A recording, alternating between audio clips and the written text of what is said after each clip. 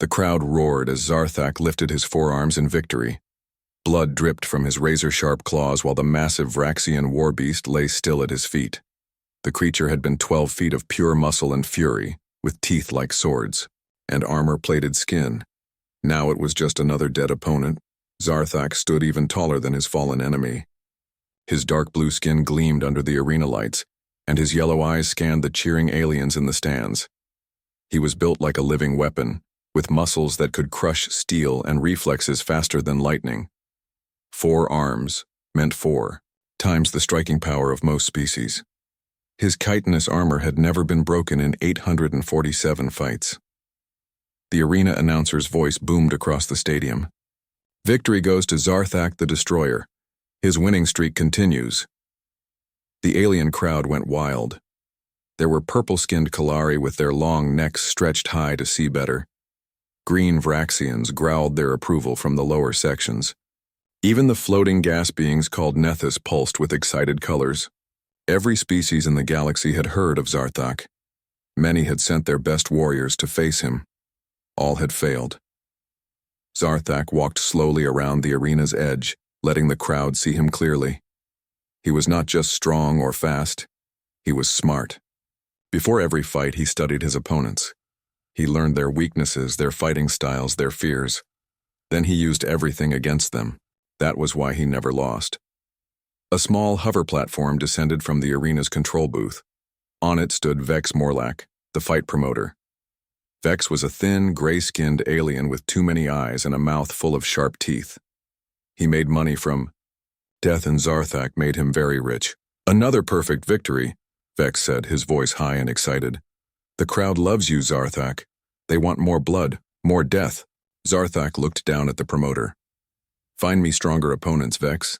These fights are becoming boring. Boring? Vex laughed. You just killed a Vraxian champion. That beast had never lost a fight. It fought like an animal, Zarthak said. No strategy, no intelligence, just rage and instinct. I want someone who can think, who can challenge me. Vex rubbed his hands together greedily. I have been watching the lower circuits. There are some interesting prospects. A Kalari swordmaster who moves like liquid fire. A Zephyrian who fights with acid and poison. And... He paused, looking uncertain. And what? There is a human. He has been winning fights he should not win. Humans are weak creatures, but this one, he is different. Zarthak had heard of humans. They were a new species in the galaxy recently discovered by the hegemony. Most aliens considered them pathetic. No natural weapons, fragile bones, limited strength. They died easily, and served, better as slaves than warriors. A human? Zarthak's laugh was like grinding metal. You want me to fight something that weak? This one has won 37 fights in the lower arenas, Vex said quickly. He defeated 3 Kalari warriors in one day. He killed a Vraxian hunter with his bare hands. The other promoters are calling him impossible. Zarthak considered this. Perhaps it would be amusing to crush this unusual human. It might even provide a few minutes of entertainment before the inevitable death. Far away from the cheering crowds and bright arena lights, on a world called New Dallas, Jake Morrison sat in the ruins of what used to be his home. The walls were black with fire damage. The roof had collapsed months ago. Weeds grew through the broken floor where his kitchen table once stood. Jake was 35 years old, with brown hair and tired blue eyes. His hands were calloused from years of farm work. His face was weathered by sun and wind. He looked like any other human farmer, except for the coldness in his eyes. That coldness was new. It had appeared the day his family died. The hegemony had called it a cleansing operation. They said New Dallas harbored rebel sympathizers.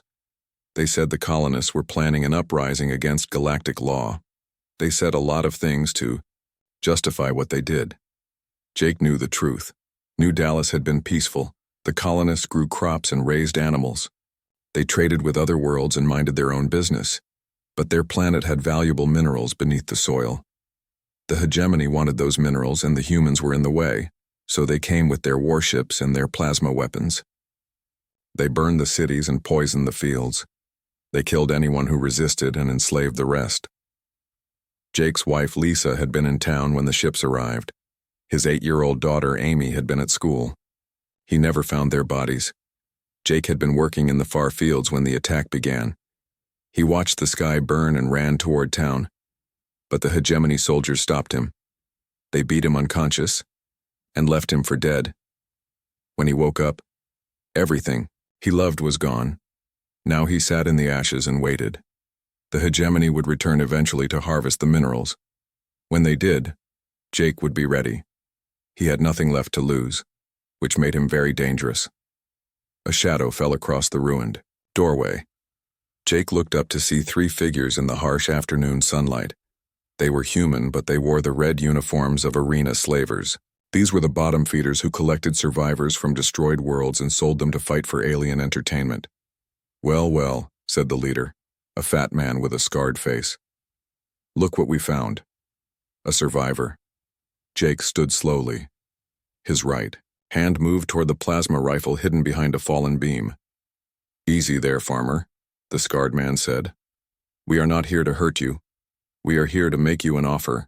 "I am not interested," Jake said. "You have not heard the offer yet."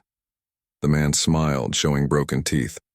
"We can take you off this dead rock, give you food, shelter, purpose. All you have to do is fight."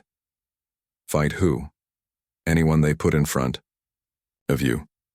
Aliens love watching humans die in their arenas. It entertains them. And who knows, if you are good enough, you might even work your way up to the big circuits, maybe even face some important people." Jake's hand stopped moving toward the rifle. Important people, hegemony officials, the ones who gave the orders that destroyed his world. "I will go with you," Jake said. The slavers looked surprised. Most humans had to be dragged away screaming. "Just like that?" the scarred man asked. Jake looked around at the ruins of his life one last time. "I have nothing left here." What the slavers did not know was that Jake Morrison had been more than just a farmer. Before settling on New Dallas, he had served 8 years as a colonial marine. He knew how to fight, how to kill, how to survive. He had buried those skills when he chose the peaceful life of farming. Now, with everything gone, those skills were all he had left. Along with his rage, along with his need for revenge, along with the cold certainty that he had absolutely nothing left to lose. The arena circuits were about to meet their most dangerous opponent yet, not because he was the strongest or the fastest, but because he was the most desperate. And desperate humans, as the galaxy was about to learn, were far more dangerous than anyone imagined. The transport ship smelled like fear and death. Jake sat in the cargo hold with 30 other humans, all destined for the arena circuits. Most were crying or praying. Some stared at nothing with empty eyes. A few talked about escape plans that would never work. Jake said nothing. He studied the ship's layout, counted the guards, and memorized their patrol patterns. Old habits from his marine days came back easily. The other prisoners thought he was just another broken farmer. They had no idea what he really was. The journey took 6 days. When they arrived at Station Keth 7, the main hub for the Outer Rim, fighting circuits, Jake got his first real look at the galaxy that had destroyed his world. The station was massive, built into a hollowed-out asteroid. Thousands of ships came and went, carrying fighters, spectators, and merchants who made money from blood sport. The holding pens were worse than Jake expected. Hundreds of beings from dozens of species waited in cramped cages. Most were prisoners of war or slaves taken from conquered worlds. They would fight until they died, providing entertainment for the galaxy's wealthy elite. A Vraxian guard with green scales and yellow teeth threw Jake into a cell with 5 other humans. "Fresh meat for the grinder," the guard laughed. "Try to last more than one fight, human. The crowd gets angry when matches end too quickly." Jake's cellmates introduced themselves. There was Pete, a former mechanic from the colony Epsilon Prime. Sarah, a teacher from New Boston. Mike, a cargo pilot whose ship had been captured by pirates. Lisa, a nurse from the Mining World Series 4. And Bobby, barely 18, from a farming community like Jake's own. "How long have you been here?" Jake asked. 3 weeks, Pete said. His left arm was in a crude sling. "I have fought twice. Lost. Both times, but the crowd liked my spirit, so they let me live. For now. What kind of opponents do they use in the first fights? Sarah laughed bitterly. Anything that can kill you easily. Acid spitters, razor cats, sometimes other prisoners. They want the crowd to see blood fast. That night, Jake was selected for his first match. The guards dragged him to a preparation room, where a thin alien with too many arms gave him basic armor and a simple metal sword. The armor was rusty and full of holes.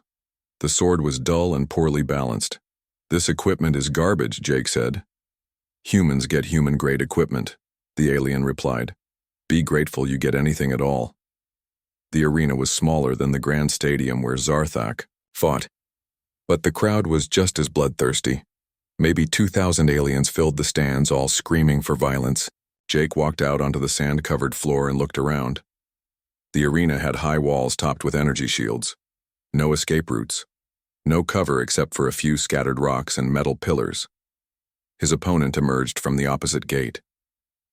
It was a Kalari warrior, 7 feet tall with purple skin and 4 arms. Each hand held a curved blade that gleamed under the arena lights. The creature moved like a dancer, fluid and graceful. The crowd cheered. This would be quick. Jake remembered his training.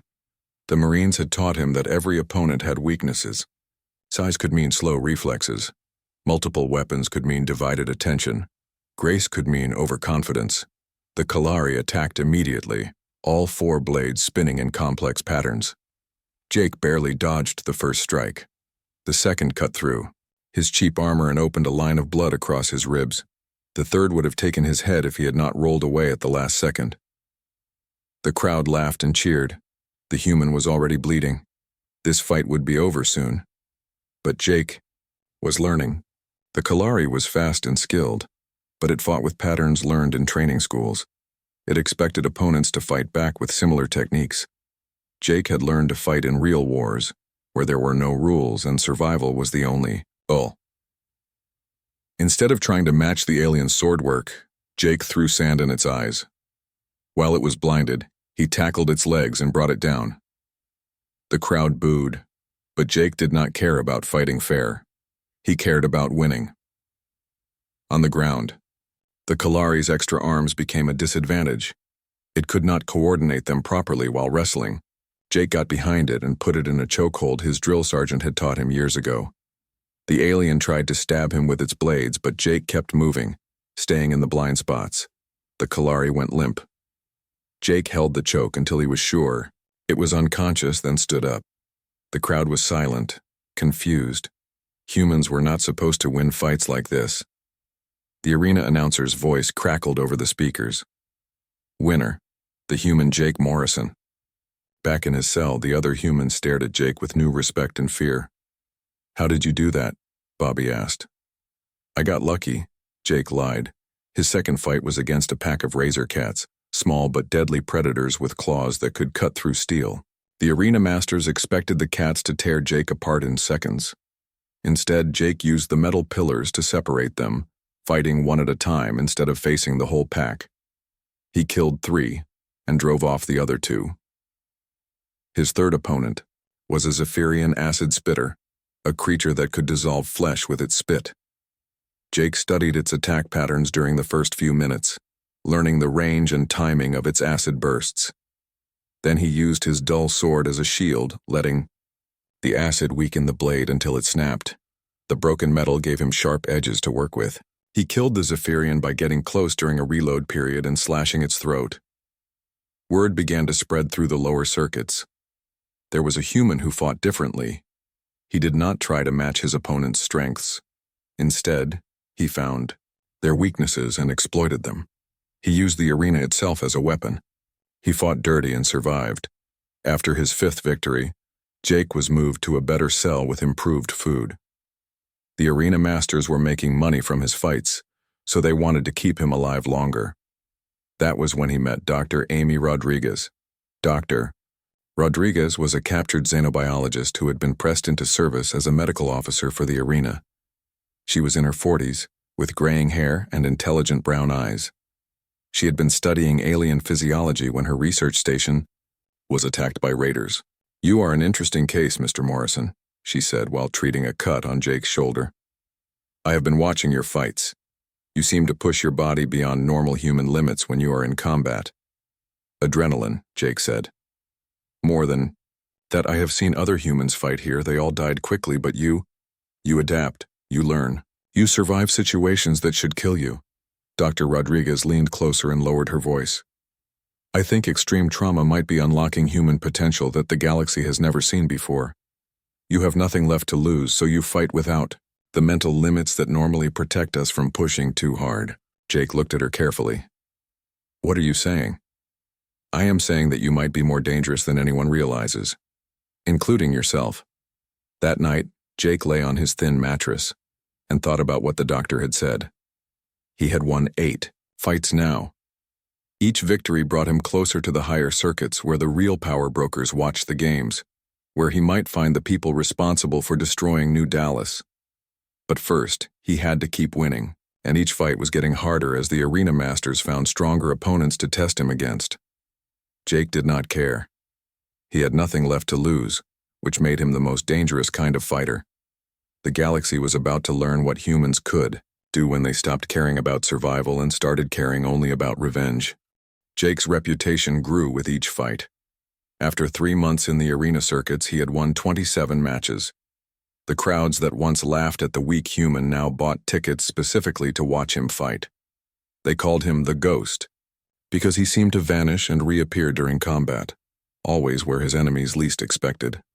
The arena masters moved Jake to better facilities.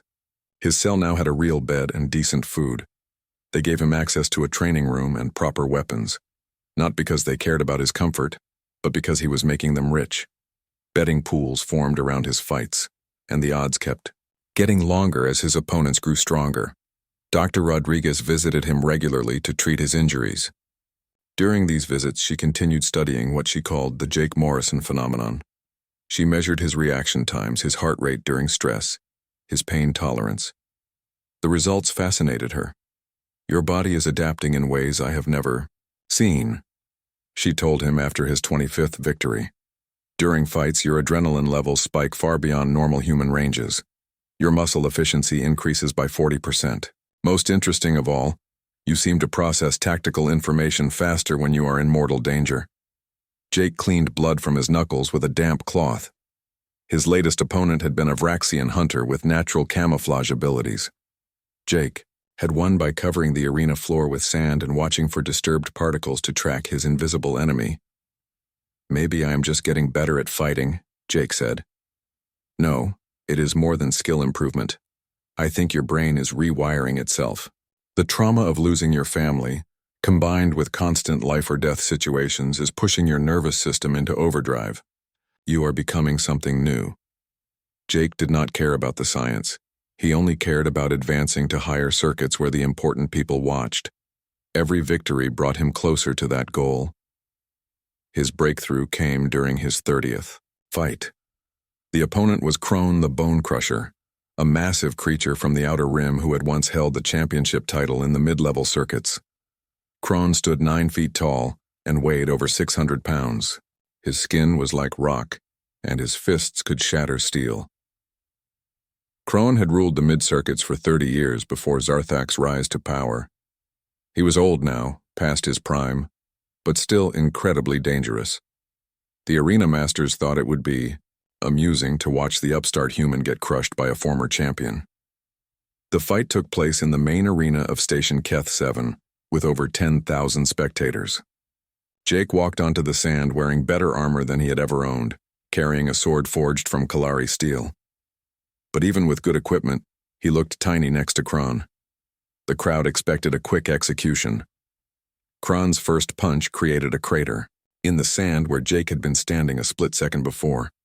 His second swing shattered a stone pillar. Jake kept moving, staying out of reach, looking for opportunities. For 20 minutes, Jake ran and dodged while Crone tried to corner him. The crowd grew restless. They wanted blood, not a running exhibition. But Jake was learning his opponent's patterns, timing his movements, waiting for the right moment. Kron made his mistake when he grew frustrated and charged blindly across the arena. Jake dropped low and rolled between the giant's legs, slashing at the tendons behind his knees. Kron stumbled but did not fall. He spun around with surprising speed and backhanded Jake across the arena. Jake hit the wall hard enough to crack ribs. For a moment, the world went dark. When his vision cleared, Kron was charging again, ready to finish the fight. Something changed in Jake's mind. The pain vanished. Time seemed to slow down. He could see exactly where Kron would step, how his weight would shift, where his guard would be weakest. It was like watching a recording in slow motion. Jake rolled aside at the last possible second. Kron's fist hit the wall where Jake's head had been, crushing stone and breaking his own knuckles. While the giant roared in pain and surprise, Jake climbed onto his back and drove his sword into the base of Kron's skull. The former champion fell forward and did not get up. The arena went completely silent. Nobody could believe what they had just seen.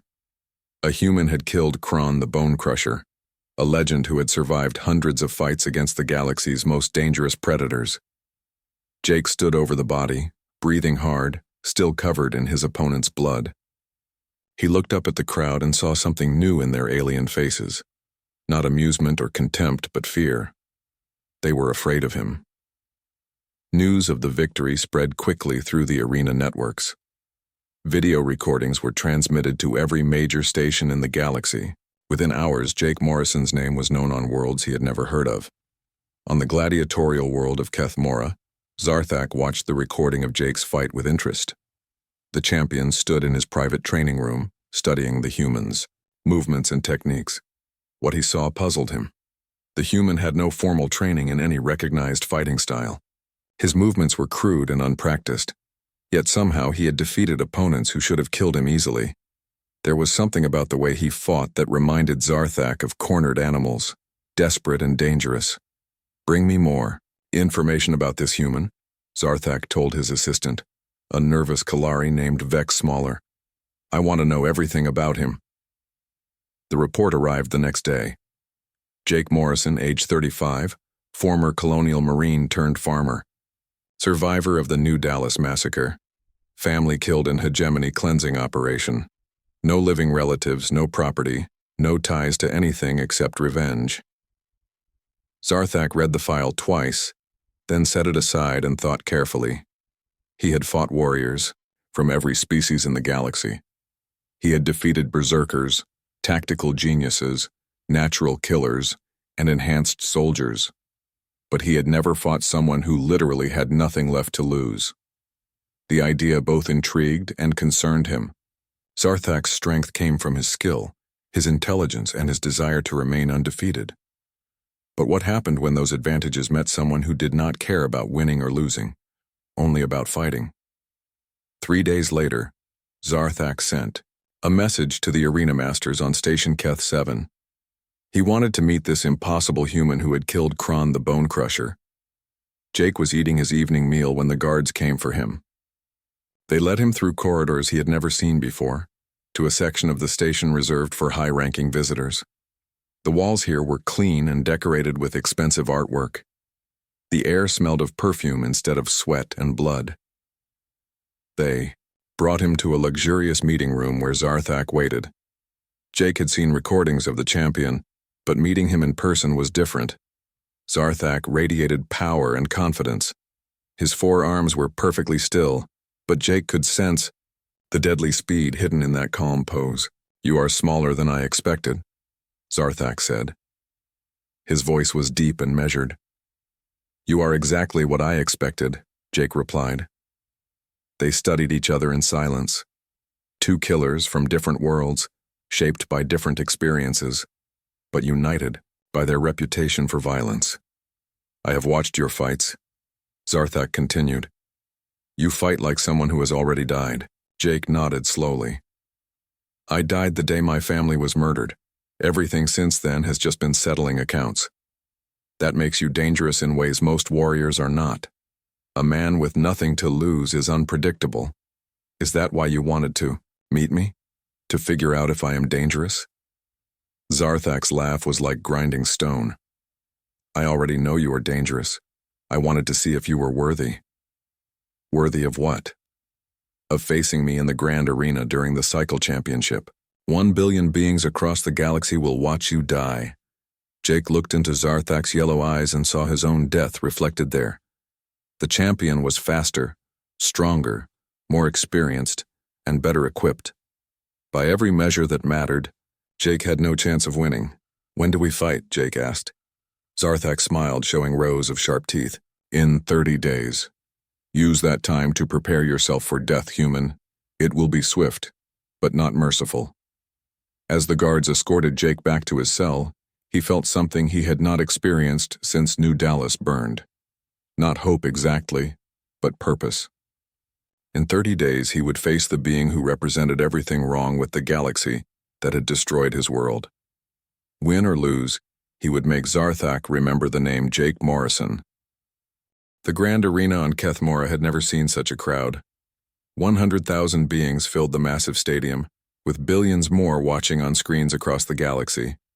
Ships from every major world brought spectators who wanted to witness what everyone believed would be the shortest championship fight in history. Jake stood in the preparation chamber beneath the arena, checking his equipment one final time. The arena masters had given him the best armor and weapons money could buy, not out of kindness but because they wanted the fight to last longer than 30 seconds. His sword was forged from rare metals, his armor crafted by master smiths. None of it would matter against Zarthak. Dr. Rodriguez entered the chamber carrying her medical kit. Over the past month, she had continued studying Jake's physical changes. The results worried her. Your body is pushing itself beyond safe limits, she told him. Your heart rate during training sessions now reaches levels that should cause cardiac arrest. Your pain receptors are shutting down completely during combat stress. Jake, I think you might be burning out your nervous system. Jake strapped on his armor pieces one by one. Will I live long enough to fight Zarthak? Yes, but after that. She shook her head. I do not know what this level of stress will do to you long term. There is no long term, Jake said quietly. There is only today. Dr. Rodriguez looked at him with sad eyes. You really believe you are going to die out there? I know I am going to die out there. The question is whether I can hurt him before he kills me.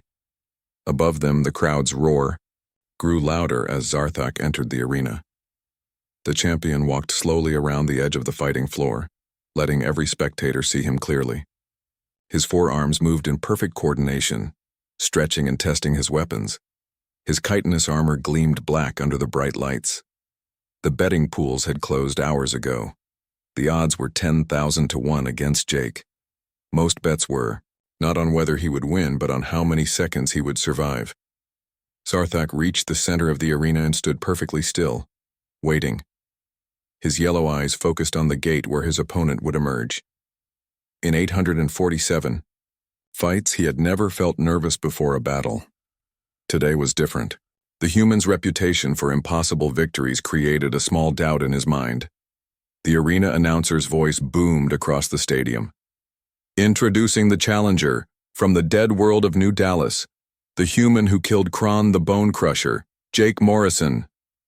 Jake walked out of the tunnel and into the brightest lights he had ever seen. The crowd's noise hit him like a physical force, thousands of alien voices screaming for his blood. He ignored them all and focused on Zarthak. Standing across from the champion, Jake understood why no one had ever defeated him. Zarthak was built like a living fortress. Every movement radiated controlled power. His forearms could attack from angles no other species could match. His armor had been tested in nearly 1,000 battles and never broken. You came, Zarthak said as Jake approached the center of the arena. I keep my promises, Jake replied. They stood 10 feet apart, two killers from different worlds, about to determine which was stronger. The crowd fell silent, waiting for the official signal to begin. Zarthak drew his primary weapons, curved blades that hummed with energy. You fought well to reach this moment, human. But this is where your story ends. Jake drew his sword, a simple steel blade that looked primitive compared to Zarthak's equipment. My story ended on New Dallas. This is just the epilogue. The arena horn sounded. The fight began. Zarthak moved faster than Jake thought possible. All four arms struck at once from different angles, creating a web of deadly steel that should have cut the human apart instantly. But Jake was not where the blades expected him to be. He rolled under the attack and came up behind Zarthak's left side. Jake's sword scraped against the champion's armor but did not penetrate. Zarthak spun with fluid grace and backhanded Jake across the arena. The human hit the wall hard enough to crack the stone. The crowd cheered. First blood to Zarthak. Jake pushed himself up from the ground, spitting blood. His left arm hung at an odd angle, probably broken, but he picked up his sword with his right hand and advanced again. For the next 10 minutes, Zarthak demonstrated why he was undefeated. His speed, strength, and skill were beyond anything Jake had faced before. Every attack found its mark. Jake's armor cracked and split. Blood ran from a dozen wounds. But something strange was happening. Despite being clearly outmatched, Jake was still fighting. Every time Zarthak expected him to fall, the human found some reserve of strength and kept coming. His movements were becoming more desperate, but also more unpredictable. Zarthak began to feel something he had never experienced in 847 fights. Uncertainty. The human should have been dead 3 times over, yet he continued to adapt and survive. Jake's broken body was running on pure willpower now. The pain had faded to a distant echo. Time seemed to slow down as his mind focused completely on the fight. He could see patterns in Zarthak's attacks, tiny gaps in his defense that appeared for split seconds. 20 minutes into the battle, Jake landed his first solid hit. His sword found a joint in Zarthak's armor and drew green blood. The wound was minor, but its psychological effect was enormous. The crowd gasped in disbelief. Zarthak looked down at his own blood with shock. In his entire career, only a handful of opponents had ever wounded him. None of them had been human. "Impossible," he whispered. Jake pressed his attack with renewed fury. His sword work was crude compared to Zarthak's elegant technique, but it was backed by absolute determination. He fought like a man who had already accepted death and feared nothing. The battle entered its second hour. Both fighters were bloodied and exhausted, but neither would yield. Zarthak's superior skill kept him ahead, but Jake's refusal to surrender was turning the fight into something neither had expected. Dr. Rodriguez watched from the medical station, taking readings on equipment that monitored Jake's vital signs remotely. What she saw terrified her. His heart was beating at impossible speeds. His adrenaline levels were off the charts. His body was literally burning itself up to keep fighting. But it was working. Somehow, impossibly, Jake was matching Zarthak blow for blow. The crowd had fallen completely silent. They were witnessing something that should not exist. A human fighting the galaxy's greatest warrior to a standstill. Zarthak's movements began to slow as fatigue set in. For the first time in his life, he felt the possibility of defeat, not just losing a fight, but being killed by an opponent who refused to accept the natural order of things. Jake saw his opportunity. Zarthak's guard dropped for just a moment as the champion tried to catch his breath. Jake threw his entire remaining strength into one final attack. His sword pierced Zarthak's armor and sank deep into the champion's chest. Green blood flowed over the blade's edge. Zarthak's eyes went wide with shock and pain, but the wound was not fatal. Zarthak's own blade found Jake's stomach at the same moment, driving through flesh and muscle. Both fighters stood locked together, each trying to drive their weapon deeper into the other's body. They fell together, landing hard on the arena sand. For a long moment, neither moved. The crowd held its breath, waiting to see who would rise first. Zarthak pushed himself up on his elbows, green blood dripping from his wound. Across from him, Jake struggled to his knees, one hand pressed against his stomach where Zarthak's blade had found its mark. Both fighters were dying. The question was which would die first. Both fighters knelt in the sand, bleeding and exhausted. The crowd of 100,000 beings sat in complete silence. Across the galaxy, billions watched their screens, unable to believe what they were seeing. The human was still alive, still fighting. Zarthak pressed his hand against the wound in his chest. Green blood seeped between his fingers. In 847 fights, he had never been hurt this badly. The human sword had missed his heart by inches. He was dying, but slowly. Jake's wound was worse. Zarthak's blade had torn through his stomach and damaged internal organs. Red blood pooled beneath him on the arena floor. By all medical logic, he should already be dead. But Jake was not thinking about medical logic. He was thinking about Lisa's smile on their wedding day, about Amy's laughter when he pushed her on the swing he had built behind their house, about the burning fields of New Dallas and the ships that had taken everything from him. Jake forced himself to stand. His legs shook with effort. Blood ran down his armor and dripped onto the sand. But he stood. The crowd gasped. Impossible. The human should be finished. Zarthak looked up at Jake with something like respect in his yellow eyes. You should be dead, human. I have been dead for months, Jake said. His voice was weak but steady. Dead men do not feel pain. Dead men do not fear anything. Dead men fight until their bodies stop working. Zarthak tried to stand but fell back to his knees. The wound was sapping his strength faster than he expected. For the first time in his life, the galaxy's greatest warrior felt helpless. Jake picked up his sword from where it had fallen. The blade was covered in green blood. He walked slowly toward Zarthak, each step an enormous effort. Wait, Zarthak said. Before you kill me, I need to understand. How did you do this? How did you match me? Jake stopped a few feet away. You fight to stay undefeated. You fight to maintain your reputation. You fight because winning matters to you. Yes, and you. I fight because I have nothing left to lose. No family to go home to. No future to protect.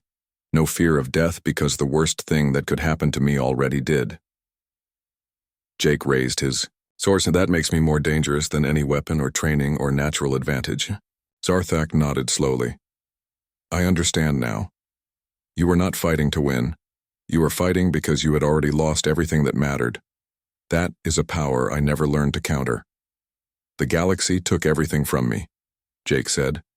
Now, the galaxy learns what humans become when you push us too far. Jake stepped forward for the killing blow, but as he raised his sword, his strength finally gave out. The blood loss caught up with him all at once. He collapsed face first onto the sand. Both fighters lay motionless. The crowd waited, unsure what to do. Was the fight over? Who had won? Dr. Rodriguez ran onto the arena floor with her medical team. She checked Jake's pulse first, weak but steady. Then she moved to Zarthak. His breathing was shallow, but he was alive. They are both dying, she announced over the arena speakers, but they are both alive. The crowd erupted in confusion. Nobody knew how to handle this situation. There had never been a draw in a championship fight. The rules did not cover what to do when both fighters survived, but could not continue. Zarthak opened his eyes as the medical team worked on his wounds. The human, he whispered. Is he alive? Yes, Dr. Rodriguez said. Barely. Then he won. What? He won the fight. I yield to Jake Morrison. The arena announcer struggled to find words. Ladies and gentlemen, by declaration of the defending champion, the winner is Jake Morrison. The crowd exploded in noise. Some cheered, some booed, most just sat in shock. A human had defeated Zarthak the Destroyer. The impossible had happened. As the medical teams carried both fighters away, Jake managed to open his eyes one last time. He looked up at the arena ceiling and saw the cameras that were broadcasting his victory across the galaxy. Somewhere out there, the people responsible for New Dallas were watching. They had seen what humans could do when pushed beyond their breaking point. The message was clear. The galaxy had underestimated humanity. Humans were not weak creatures to be enslaved and slaughtered. They were survivors who became most dangerous when they had nothing left to lose. Jake Morrison had proven that a broken man with nothing but rage and determination could defeat the strongest warrior in the galaxy. It was a lesson the universe would not soon forget. In the days that followed, news of the fight spread to every inhabited world. The recordings were watched by trillions of beings. Humans across the galaxy, most living as slaves or second-class citizens, saw Jake's victory and remembered their own strength. Rebellions began on a dozen worlds. Human slaves refused to work. Human soldiers in alien armies laid down their weapons. The message was simple. If one broken farmer could defeat Zarthak, then humanity was far more dangerous than anyone had realized. Dr. Rodriguez worked around the clock to save both fighters. Jake's injuries were severe, but his refusal to die made the difference. Slowly, painfully, he recovered. Zarthak's wounds healed faster thanks to his alien physiology, but something inside him had changed. When Jake was finally able to sit up in his hospital bed, Zarthak came to visit him. The former champion moved carefully, still healing from their battle. "I have been thinking about what you said in the arena," Zarthak told him, "about having nothing to lose making you dangerous. What about it? I spent my whole life trying to remain undefeated. That desire made me strong, but it also made me afraid of losing what I had built. You taught me that sometimes losing everything is what sets you free." Jake looked at his former opponent. "What will you do now?" "I am retiring from fighting, but I want to help change things. The galaxy needs to understand what I learned from you. Humans are not weak. They are just different. And that difference makes them powerful in ways we never imagined." Zarthak reached into his pocket and pulled out a small data pad. "These are the real names and locations of the officials who ordered the destruction of New Dallas. I have connections throughout the hegemony. I can help you find them." Jake took the data pad with shaking hands. The revenge he had sought for so long was finally within reach. But as he looked at the names on the screen, he felt something unexpected. Not satisfaction, but emptiness. "Killing them will not bring your family back," Zarthak said gently. "I know, but it will make sure they never destroy another family like mine." 6 months later, Jake Morrison stood before the Galactic Council as humanity's first official representative. His victory over Zarthak had given humans a voice in galactic politics for the first time. The species that had been dismissed as weak slaves were now recognized as a force that could not be ignored. Dr. Rodriguez had published her research on human potential under extreme stress. Her paper, titled "The Jake Morrison Effect," became required reading in xenobiology courses across the galaxy. It showed that humans possessed hidden reserves of strength that emerged only when they faced complete loss. Jake's final log entry, recorded for the Galactic Archives, became part of history. The galaxy made a mistake when it decided humans were weak. We are not strong because we have powerful bodies or natural weapons. We are strong because we endure. We adapt. We refuse to surrender, even when surrender makes sense. And when you take everything from us, we become something you cannot predict or control. We become dangerous not because we want to be, but because we have no choice left. That is the lesson of New Dallas. That is what the galaxy learned when it met a human with nothing left to lose. The age of human expansion had begun, and it started with one broken farmer who refused to stay down.